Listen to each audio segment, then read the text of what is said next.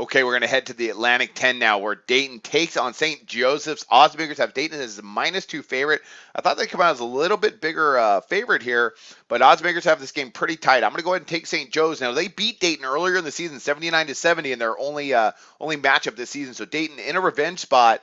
I still like St. Joseph. I think they match up extremely well with Dayton, even though Dayton is very well coached. So St. Joseph's. I mean, Martelli's an excellent basketball coach. So I look for them to go ahead, probably pull off the minor upset here, or at least a game that's going to go down the last shot. I'm going to grab the 2 points here with the Hawks. Let's talk about St. Joseph's on the season.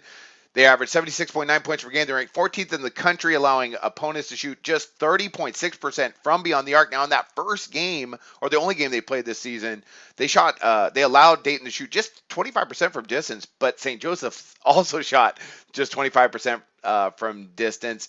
The foul disparities were pretty even, but what was interesting was the pace, is that Dayton actually pushed the tempo, putting up 73 shots, while St. Joe's only put up 64. That's a flip the script, because during the season, or averages wise, it's opposite. Dayton likes to control tempo more, and St. Joe's likes to go up tempo. So I thought that was kind of interesting about that. Still, St. Joe's was able to win by 9, and as far as shooting percentages overall, St. Joe's shot 45%, Dayton shot 41%. So not a huge difference. I just think St. Joe's is probably a little bit better than Dayton. So I'm going to go ahead. I'm going to grab the 2 points here, as I've mentioned. All right, let's talk about the Flyers. Well, right now they've won their last 3 games in a row, and defensively they rank 30th in the country in opponent shooting efficiency, and that's kind of the only impressive statistics for the Flyers.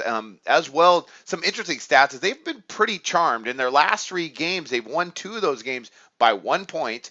As well, they rank 4th in the country in opponent free throw shooting percentage. So some very interesting statistics Dayton, well, the fact that they won, I think that's pretty clutch by them. But the opponent shooting percentage, I mean, that's just being charmed. There's really nothing you do to control the other team's free throw shooting. Well, St. Joe's can make their free throws, so I imagine they're going to be clutchy tonight. They're going to be fired up to go ahead and face Dayton. It should be just a heck of a game. I'm going to grab the 2 points here with St. Joe's. That's one of my NCAA picks today, and I wish you guys luck on your picks today.